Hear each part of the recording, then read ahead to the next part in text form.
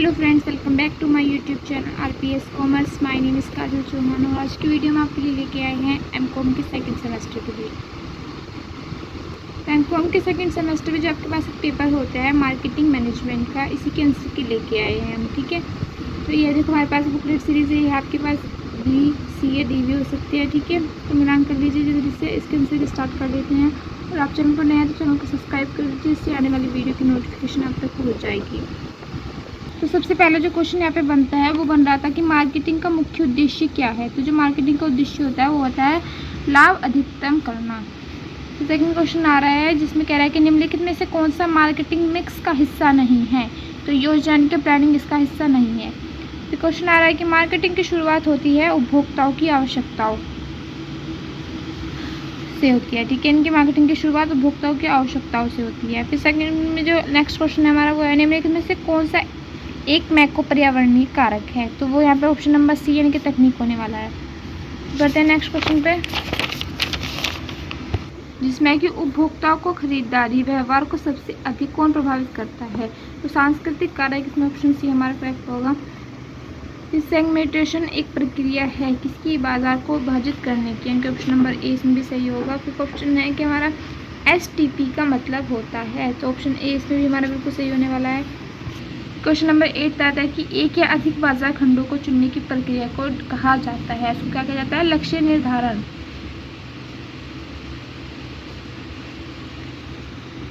फिर नीच मार्केटिंग होती है वो होती है विशेषकृत खंड, यानी ऑप्शन नंबर सी इसमें बिल्कुल सही होगा।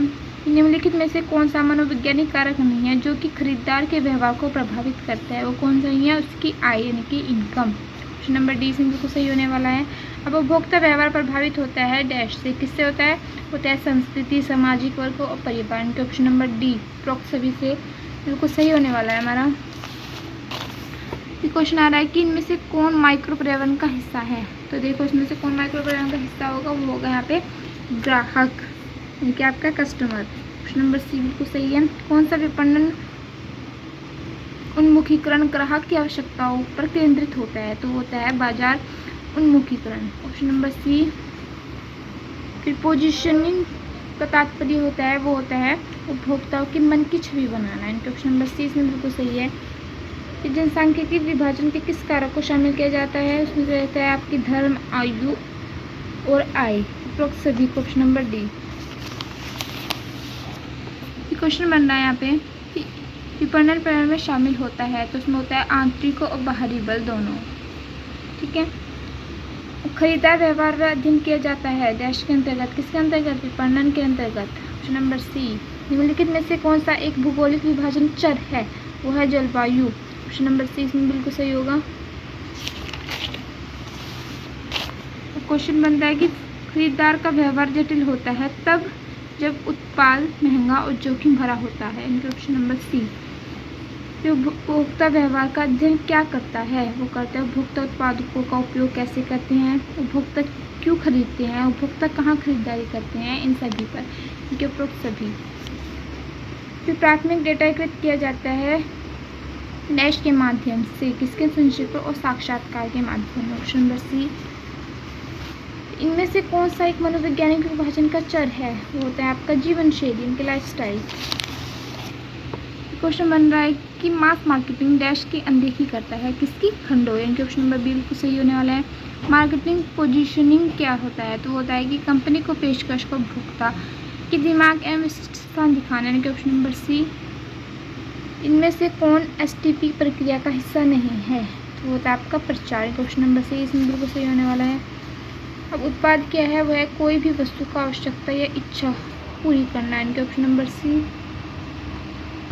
क्वेश्चन आ रहा है कि निम्नलिखित में से कौन सा उत्पाद मिश्रण का घटक नहीं होता। तो जो उत्पाद लेवल है ऑप्शन नंबर सी इसमें बिल्कुल सही होने वाला है हमारा। एक कंपनी द्वारा पेश किए गए कुल उत्पादकों को कहा जाता है, उसको कहा जाता है उत्पाद मिश्रण, इनका ऑप्शन नंबर सी बिल्कुल सही होने वाला है आपका, जिसने लगाया होगा। ब्रांडिंग मदद करता है किसमें, उत्पाद की पहचान कराने में। ठीक है, ऑप्शन नंबर ए इसमें सही होने वाला है। एक अच्छा ब्रांड नाम होता है किसका, छोटा और आसानी से याद किए जाने वाला। ठीक है, नेक्स्ट क्वेश्चन आ रहा है 31, इसमें कह रहा है कि निम्नलिखित में से कौन सा पैकेजिंग का कार्य नहीं है। कौन सा पैकेजिंग कार्य नहीं है, उसका मूल्य नियंत्रण। लेबलिंग प्रदान करता है क्या? उत्पाद जानकारी। Option number B. उत्पाद जीवन चक्र का वह चरण जिसमें सबसे अधिक बिक्री होती है वह क्या कहलाता है? परिपक्वता। Option number C. उत्पाद जीवन चक्र के किस चरण में लाभ घटने लगता है? किस चरण में? उसके पतन में। ऑप्शन नंबर सी।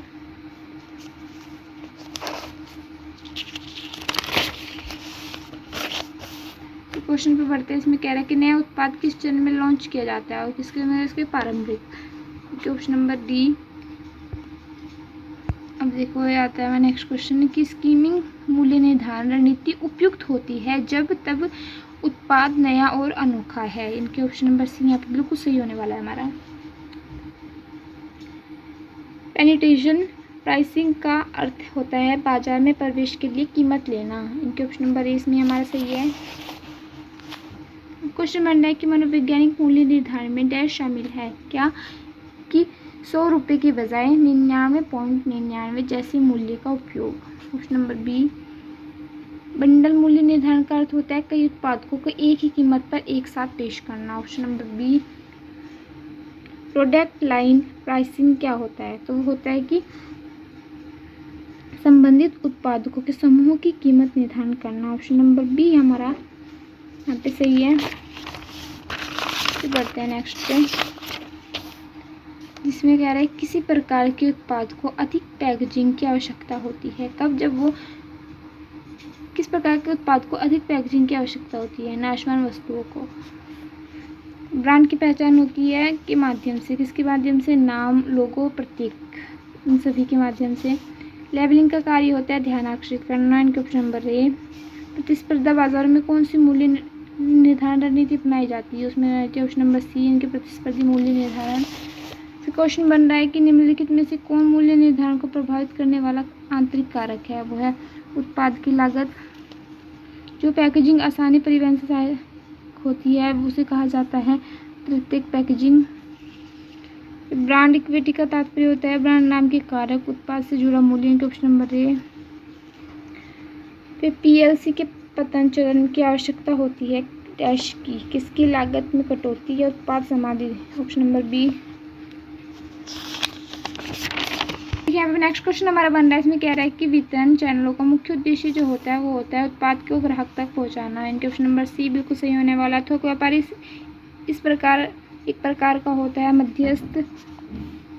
प्रमोशन मिक्स में इनमें से तभी शामिल होता है सेवाएं। इसमें क्या होता है? इसकी लेखा। ऑप्शन नंबर सी बिल्कुल सही। विज्ञापन एक होता है गैर व्यक्तिगत संचार।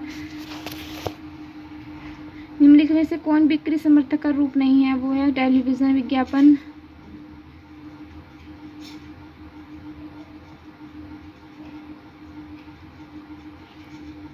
प्रमोशन का कौन सा तत्व आमने सामने बातचीत में शामिल नहीं होता? वो होता है व्यक्तिगत बिक्री। अप्रचार जो होता है वो होता है अपदन और गैर व्यक्तिगत। ऑप्शन नंबर बी सही होने वाला है। प्रत्यक्ष संपर्क पर सबसे महंगा प्रमोशन तरीका कौन सा होता है? होता है व्यक्तिगत बिक्री। इनके ऑप्शन नंबर सी। फिर बढ़ते हैं क्वेश्चन नंबर 57 पर, इसमें आपसे पूछा गया कि खरीद को प्रोत्साहित करने के लिए अल्पकालीन प्रोत्साहन को कहा जाता है विज्ञापन, एडवर्टाइजमेंट।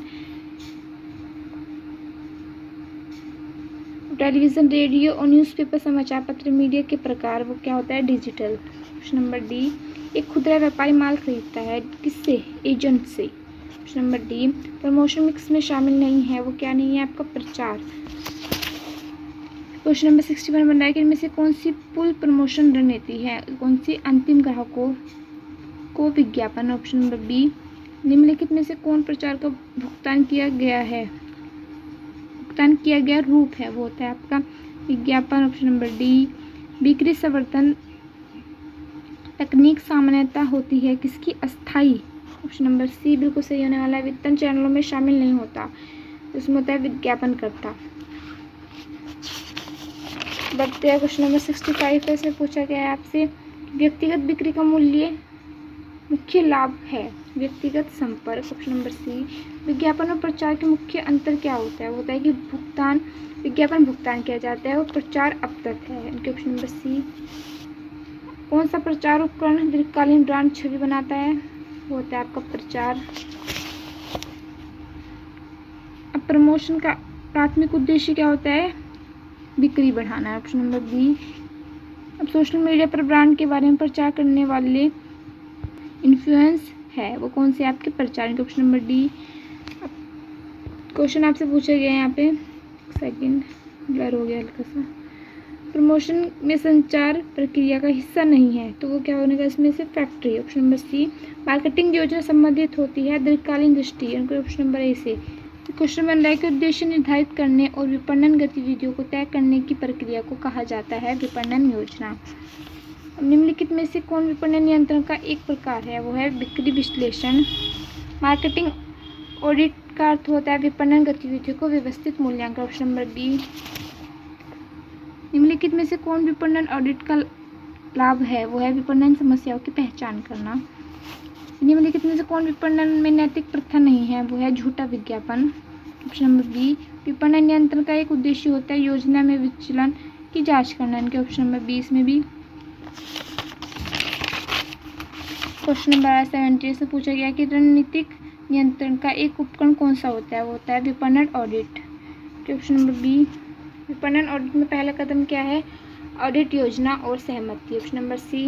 निम्नलिखित में से कौन विपणन की आंतरिक नियंत्रण है, वो है बिक्री बल प्रदर्शन निगरानी, ऑप्शन नंबर डी यहाँ पे सही होने वाला है।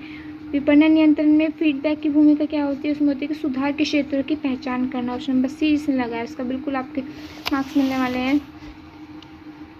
अब विपणन नियंत्रण सुनिश्चित करता है कि योजनाओं को प्रभावी पालन हो, ठीक है, ऑप्शन नंबर ए यहाँ पे सही है। अब सामाजिक विपणन का ध्यान केंद्रित होता है किस पर, सामाजिक भलाई को बढ़ावा देने पर। सामाजिक विपणन का एक मुख्य उद्देश्य होता है सामाजिक व्यवहार में परिवर्तन। क्वेश्चन पे बढ़ते हैं 85 पे, जिसमें कह रहा है कि निम्नलिखित में से कौन सेवा की विशेषता है, वो है क्वेश्चन नंबर आपका फर्स्ट वाला ऑप्शन मुद्दा। अब सेवाओं को संग्रहित नहीं किया जा सकता क्योंकि वे होती है अमृत, ठीक है। अब हरित विपणन का अर्थ है ऐसा विपणन जो को बढ़ावा देता है पर्यावरण अनुकूल उत्पाद को, इनके ऑप्शन नंबर बी को। डिजिटल मार्केटिंग उपयोग करता है इंटरनेट और डिजिटल तकनीक, ठीक है। अब निम्नलिखित में से कौन डिजिटल मार्केटिंग का सामान्य उपकरण है, वो होता है SEO, इनका ऑप्शन नंबर ए। CRM का मुख्य उद्देश्य होता है ग्राहकों के साथ दीर्घकालीन संबंध बनाना, इनके लॉन्ग टर्म। अब ग्रामीण विपणन का ध्यान केंद्रित होता है किस पर, होता है उनके अर्धशहरी और ग्रामीण क्षेत्र, ऑप्शन नंबर सी। अब आपका क्वेश्चन नंबर आ गया 92, जिसमें आपके 100 क्वेश्चन पूछे गए थे यहाँ पे। अब ग्रामीण विपणन में एक प्रमुख चुनौती जो होती है वो होता है डिजिटल जागरूकता की, ऑप्शन नंबर डी। सेवा विपणन मिक्स में 7वां पीक होता है, वो होता है भौतिक प्रमाण। वायरल मार्केटिंग संबंधित है किससे, डिजिटल प्लेटफॉर्म पर मुंह जवाबी प्रचार, इनके ऑप्शन नंबर यहाँ पे सही है। डिजिटल मार्केटिंग का एक प्रमुख लाभ जो है वो है वास्तविक समय में ग्राहक बातचीत, ऑप्शन नंबर बी। सेवाएं में उत्पादित और उपयोग की जाती है एक साथ, ऑप्शन नंबर बी। CRM में ग्राहक डेटा का उपयोग डैश के लिए किया जाता है, किसके लिए, विपणन प्रयासों को व्यक्तिगत करने के लिए, ऑप्शन नंबर सी यहाँ पे बिल्कुल सही है आपका।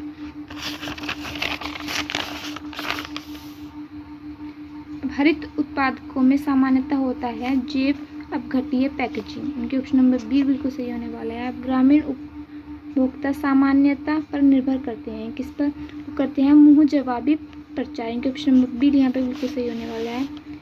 इनमें से कौन सामाजिक विपणन का उदाहरण है, वो यहाँ पे आपका होने वाला है जैविक खेती को बढ़ावा देना। तो यहाँ पे 100 क्वेश्चन आपके कंप्लीट हो चुके हैं। आपके कितने क्वेश्चन सही गए या कितने आपके मार्क्स बने वो मैं कमेंट करके ज़रूर बताइएगा, और चैनल को सब्सक्राइब कर दीजिए जिससे कि आने वाली वीडियो की नोटिफिकेशन आप तक हो जाएगी। किसी और टॉपिक पर अगर आपको वीडियो चाहिए तो कमेंट करके बता सकते हैं।